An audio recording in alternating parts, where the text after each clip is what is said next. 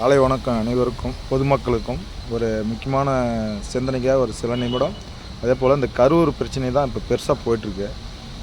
இந்த ஜனங்க இருக்காங்க இல்லையா, மக்கள் இப்போ ஒரு மீட்டிங்குக்கு போகிறோம், குழந்த குட்டி எல்லாத்தையும் புருஷன் பேசி கேட்காத ஒரு பொம்பளை 2 குழந்தைய கூட்டின்னு போய் அது அநியாயமாக அந்த பொம்பளையோட 3 பேர் சேர்த்துருக்காங்க ஒரே குடும்பத்தில்.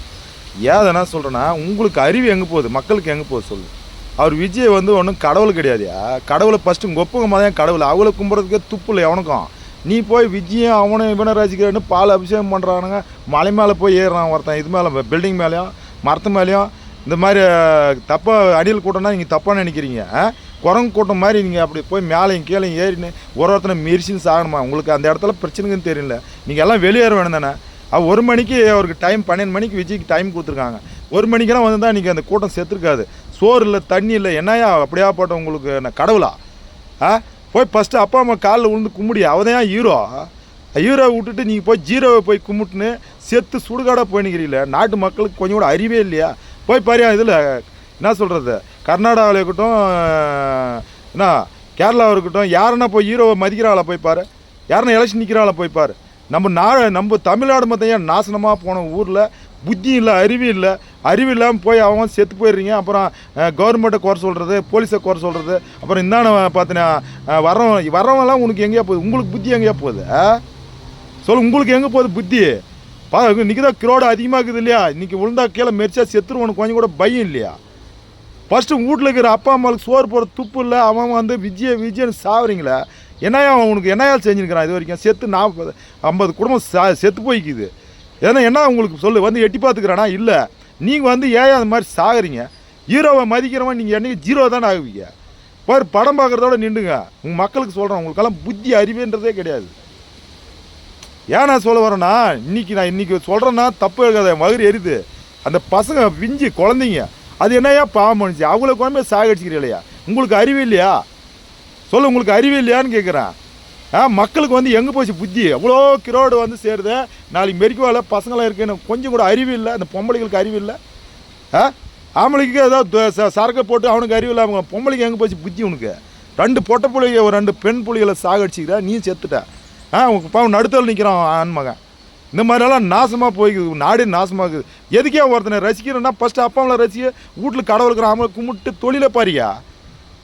அவன் வந்தான் நல்லது பண்ணுவான், இவன் வந்தான் ஒழுங்கா. நான் காமராஜ் வந்தால் அவனே அந்த மனுஷனே சாகடிச்சிங்க நீங்கள்.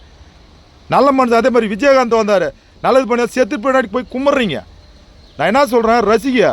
உங்களுக்கு யார் வரானா தலைவனா நீங்கள் மனசில் நினச்சிட்டு ஓட்டை போடுங்க. அதை விட்டு அவன் வந்தான் இவன் வந்தான்னு போய் காலிலேருந்து 10 மணிலேருந்து இப்போ 7-8 மணி வரைக்கும் சோறு தண்ணி இல்லை, எதுவுமே இல்லாத சாகுறீங்களே. என்னத்துக்கு அந்த வாழ்க்கை உங்களுக்கு? என்ன சொல்கிறேன், இன்றைக்கும் சொல்கிறேன், இந்த நாட்டு மக்கள், இந்த தமிழ்நாடு மக்கள் என்ன 100 காமராஜ் வந்தாலும் சரி, விஜயகாந்த் வந்தாலும் சரி, அண்ணாமலை 100 பேர் வந்தாலும் இந்த மக்களை திருத்தவே முடியாது. எல்லாம் பணத்துக்கும் எங்கே இலவசமாக கொள்ளும் அங்கே கூட்டம், எங்கே நல்லது இது பண்ணுறாலும் அங்கே கூட்டம். என்னையா உங்களுக்கு கொஞ்சம் கூட அறிவு இல்லையா? கொஞ்சம் சிந்தனை இல்லை இந்த இடத்துல? சிந்தனை இல்லையா உங்களுக்கு? அறிவு இந்த இடத்துல இல்லை. அறிவு ஆண்டவன் கொடுத்துக்கிறான்ல. ஒரு இடத்துக்கு போகணுன்னா நம்ம தான் உஷாராக போகணும். பஸ்ஸில் கூட ஏறணும்னா நாம் தான் உஷாராக ஏறணும். ட்ரெயினில் ஏறினா நாம் தான் உஷாராக ஏறணும். நீ பாட்டு ட்ரெயினில் ஏறினா எப்படி? அது எல்லாம் சில விஷயங்கள்லாம் இருக்குது. என்றைக்கும் மக்கள் வந்து உங்களுக்கு எப்போ அறிவு வருதோ அப்போ தான் நாடு நல்லாயிருக்கும், நீங்களும் நல்லா இருக்க போகிறீங்க. இன்றைக்கி 40-50 உயிர் போய் செத்து சுடுகாடாக போயிருக்குது. இன்றைக்கி வரைக்கும் அதை ஃபாலோ பண்ணுறீங்களா? இன்றைக்கும் சொல்கிறேன், நாளைக்கு சொல்கிறேன், அந்த தமிழ்நாடு மக்கள் நீங்கள் திருந்தவே மாட்டீங்க. இன்னும் 500 பேர் சேர்த்தா கூட திரும்ப விஜயம் ஒரு கூட்டம் போட்டோன்னா திருப்பம் போயிடுங்க. போய் அங்கே ஒரு 1000 பேர் செத்துருங்க. அவ்வளோதான் நான் சொல்லுவேன். இன்றைக்கும் சொல்கிறேன், நாளைக்கு சொல்கிறேன். ஃபஸ்ட்டு உங்களுக்கு அறிவு, சொந்த அறிவு வச்சுக்கோங்க, அறிவு வச்சு வாழுங்க. அவ்வளோதான் சொல்லுவேன். திருப்பு நம்மளாம் புத்தி சொல்ல முடியாது, அவங்க வீடியோ போட முடியாது. ஏன்னா மக்களுக்கு ஃபஸ்ட்டு உங்களுக்கு அறிவு வேணும். விஜய் வரானா 12 மணி டைம் கொடுத்தேன், ஏன் 2 மணிக்கு வரான்? இது சாயங்காலம் 6-7 மணிக்கு வராரு. உங்களுக்கு அறிவு இல்லை. அது டைமுக்கு வரலான்னா போக வேணும் தானே கிளம்பி அவன் வீட்டுக்கு. அறிவு இல்லாமல் நீங்களே சேர்த்து போகிறது, அப்புறம் அவன் மேலே இவன் மேலே குறை சொல்லி ஏன் அப்படி பண்ணுறீங்க? நான் அவ்வளோதான் சொல்ல முடியும். மக்களுக்கு வந்து ஃபஸ்ட்டு உங்களுக்கு சிந்தனை வேணும், உங்களுக்கு அறிவு வேணும். ஃபஸ்ட்டு அப்பா மேலே கும்பிடுங்க. அவங்க தான் ஹீரோ, அவங்க தான் எல்லாமே. ஹீரோயினி எல்லாம் உங்கள் அம்மா தான். அதை ஃபஸ்ட்டு வளங்க கற்றுங்க. அது தகுதி இல்லாத போய் கண்ணவனெல்லாம் வந்து பண்ணிவிட்டு இப்போ எல்லோரும் மனசு நோக அடிக்காதீங்க. அத்தனை பேர் அழுறாயா நீங்கள் நாட்டில்? பாதி பேர் இத்தனை குடும்பம் அழிஞ்சு போச்சு, இத்தனை ஆளுங்க இறந்துருக்காங்க. நீங்கள் பண்ணுற குற்றத்துக்காக நாங்கள்லாம் வந்து கல் தண்ணி விட வேண்டியதாக இருக்குது. புரியுதா? ஃபஸ்ட்டு ஒழுக்கம் கற்றுக்காங்க, அவ்வளோதான் சொல்லுவேன். ஒழுக்கம் தான் மெயின் முக்கியம்.